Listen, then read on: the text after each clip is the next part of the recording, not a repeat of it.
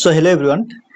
আজিৰ ভিডিঅ'টোত আমি ডিসকাস কৰিব গৈ আছো আসাম এগ্ৰিকালচাৰ ইউনিভাৰ্চিটিৰ ডাইনামিক সিট মেট্ৰিক্সৰ ওপৰত। সো 24 জুলাই বা 25 জুলাই যিসকল ষ্টুডেণ্টে কাউন্সেলিং এটেন্ড কৰিব বুলি ভাবি আছে সো তেওঁলোকৰ কাৰণে আজিৰ ভিডিঅ'টো বহুত ইম্পৰ্টেন্ট কাৰণ আজিৰ ভিডিঅ'ত আপোনালোকক জনাম যে কোন কেইটা কোৰ্সত সিট খালি আছে বা কোন কেইটা কোৰ্সৰ সিট অলৰেডি ফিল আপ হৈ গল।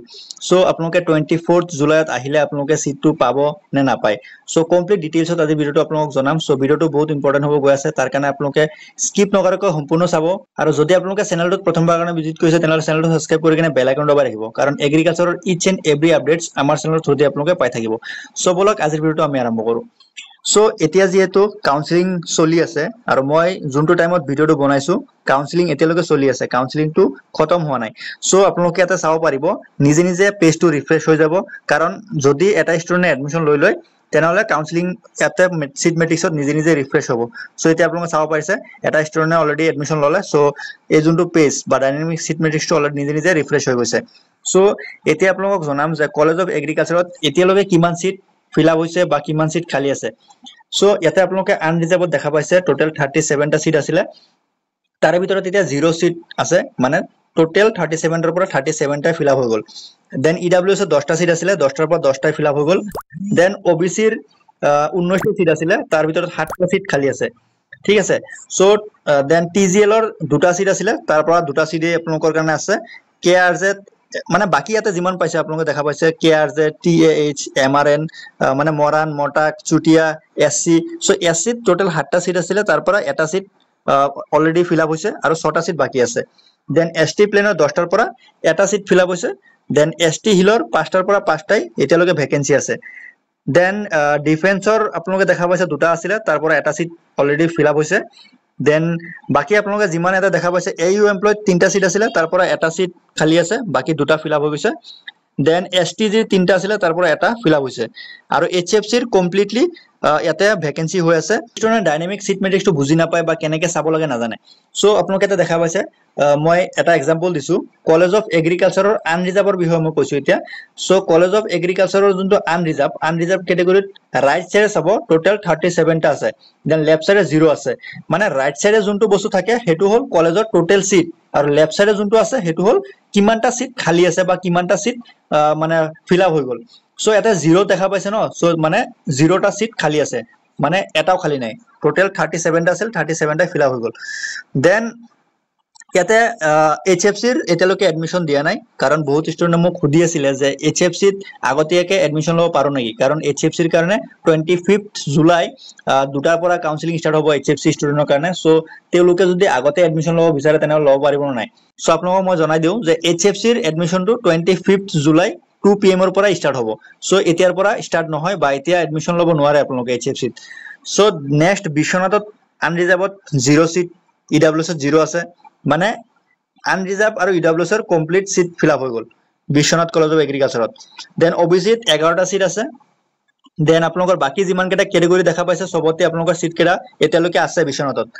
দেন শৰৎ চন্দ্ৰত আনৰিজাৰ্ভত ফিল আপ হৈ গল, ইডব্লিউএছত এটা ফিল আপ হৈছে, 3টা সিট খালি আছে। দেন বাকি যিমান কেইটা সিট আছে গোটেইকেইটা এতিয়ালৈকে ভেকেন্সি আছে, মানে এতিয়ালৈকে সিট লোৱা নাই কোনো। দেন কলেজ অফ কমিউনিটি সায়েন্সত আনৰিজাৰ্ভত 11টা আছিলে, 11টাৰ পৰা 11টাই ভেকেন্সি হৈ আছে, কোনো লোৱা নাই এতিয়ালৈকে। দেন বাকি কেইটা যিমান কেটেগৰী আছে কোনো লোৱা নাই এতিয়ালৈকে, কাৰণ কলেজ অফ কমিউনিটি সায়েন্সত সবৰ লাষ্টতে এডমিশন লয় ষ্টুডেণ্ট বিলাকে। Then college of fishery science, so college of fishery সায়েন্সত আনৰিজাৰ্ভত 9টা সিট আছিলে, 9টাৰ পৰা 9টাই আপোনালোকৰ ফিল আপ হৈ গৈছে, 0 সিট ভেকেন্সি হৈ আছে। ইডব্লিউএছত 3টা আছিলে, তাৰ পৰা এটা সিট খালি আছে। দেন বাকি যিমান আপোনালোকে দেখা পাইছে OBC, TGL, KRJ, so Tai Ahom, SC, বাকি যিমান কেইটা কেটেগৰী আছে চবতে সিট এতিয়ালৈকে ভেকেন্সি হৈ আছে, মানে এতিয়ালৈকে কোনো লোৱা নাই। সো আপোনালোকে দেখা পাইছে পেজটো নিজে নিজে ৰিফ্ৰেশ হৈ আছে, মানে ষ্টুডেণ্ট বিলাকে যদি এটা ষ্টুডেণ্টে এডমিশন লৈ লয় তেনেহলে পেজটো নিজে নিজে ৰিফ্ৰেশ হৈ যায়, আপোনালোকে ৰিফ্ৰেশ কৰিব নালাগে। নেক্সট কলেজ অফ চেৰিকালচাৰ যদি চাওঁ 10টাৰ পৰা অনলি 6টা সিট খালি আছে, 4টা সিট ফিল আপ হৈ গৈছে। দেন বাকি কেইটা কেটেগৰীৰ যিমান কেইটা সিট আছে গোটেইকেইটা এতিয়ালৈকে ভেকেন্সি হৈ আছে, কোনো লোৱা নাই এতিয়ালৈকে। Then college of veterinary science Khanapara total 20টা সিট আছিলে আনৰিজাৰ্ভত। সো তাৰ পৰা এটা ভাল খবৰ যে আনৰিজাৰ্ভত এটা সিট এতিয়ালৈকে খালি আছে, কিবা এটা আই থিংক কিবা এটা প্ৰব্লেমৰ কাৰণে চাগে কলেজ অফ ভেটেৰিনাৰী সায়েন্স খানাপাৰাত এটা সিট ফিল আপ হোৱা নাই হেতু চাগে ৱেটিংত ৰাখিছে মেবি সেইকাৰণে এতিয়ালৈকে এটা সিট খালি আছে নহলে আনৰিজাৰ্ভত এতিয়ালৈকে সিট খালি থাকিব নালাগিছিলে দেন ইডব্লিউএছ ত টোটাল 7টা সিট আছিল তাৰ পৰা দুটা সিট এতিয়ালৈকে খালি আছে ঠিক আছে দেন আপোনালোকে দেখা পাইছে এছ সিট 5টা সিট আছিল 5টাৰ পৰা 5টাই ফিল আপ হৈ গল দেন এসটি প্লেনৰ টোটাল 7টা আছিল 7টা ফিল আপ হৈ গল এসটি হিলৰ 4টা আছিল এতিয়ালৈকে ভ্যাকেন্সি হৈ আছে কোনো লোৱা নাই দেন ডিফেন্সৰ দুটা আছিল এটা ভ্যাকেন্সি আছে আৰু এটা ফিল আপ হৈ গল সো আপোনালোকে তেনেকে চাই লব কোন কেটা ক্যাটাগৰীত কিমান কেটা সিট আপোনালোকৰ খালি আছে বা কোন কেটা ভ্যাকেন্সি মানে ফিল আপ হৈ গল আপোনালোকক মই অলৰেডি জনাই দিছো যে কেনেকে আপোনালোকে ডাইনামিক সিট মেট্ৰিক্স চাব কাৰণ 24 জুলাই যেতিয়া আপোনালোকে যাব কাউন্সিলিংত তেনেহলে আপোনালোকে এনেকে চাই থাকিব আপোনালোকৰ কাউন্সিলিংত ঠিক আছে দেন লখিমপুৰ কলেজ অফ ভেটেৰিনাৰী সায়েন্সত আনৰিজাৰ্ভত 19টা সিট আছিল তাৰ পৰা 19টা মানে অলৰেডি খালি হৈ গল দেন ইডব্লিউএছ 4টাৰ পৰা 4টাই ফিল আপ ওবিসি ৰো 8টা আছিল 8টা ফিল আপ হৈ গল দেন বাকি কেটা ক্যাটাগৰীৰ সিট কেটা এতিয়ালৈকে আছে যেহেতু কোনো লোৱা নাই সো কলেজ অফ হৰ্টিকালচাৰত টোটাল আনৰিজাৰ্ভত 13টা সিট আছিল তাৰ পৰা অনলি 6টা সিট খালি আছে বাকি কেটা ফিল আপ হৈ গল দেন ইডব্লিউএছ ত 3টা সিট আছিল 3টা এতিয়ালৈকে আছে কোনো লোৱা নাই দেন বাকি কেটা ক্যাটাগৰীৰ সিট কেটা এতিয়ালৈকে আছে then college of community science FND total 8টা সিট আছিল আনৰিজাৰ্ভত তাৰ পৰা 4টা সিট ফিল আপ হৈ গল আৰু 4টা সিট আছে এতিয়ালৈকে দেন বাকি কেটা ক্যাটাগৰী আপোনালোকে নিজে নিজে এবাৰ চাই লব দেন লাষ্ট কলেজ হল college of agriculture B Tech MTech in molecular biology and biotechnology so তাত টোটাল আনৰিজাৰ্ভত 15টা সিট আছিল সো 15টাৰ পৰা 15টাই ফিল আপ হৈ গল এতিয়ালৈকে এটা সিটও খালি নাই ইডব্লিউএছ ত 4টা সিট খালি আছে এতিয়ালৈকে যদি কোনোবা লব বিচাৰে এতিয়াও ষ্টিল কাউন্সিলিং চলি আছে আপোনালোকে লব পাৰে দেন ওবিসি টোটাল 8টা সিট আছিল 8টাৰ পৰা আপোনালোকৰ 7টা সিট এতিয়ালৈকে খালি আছে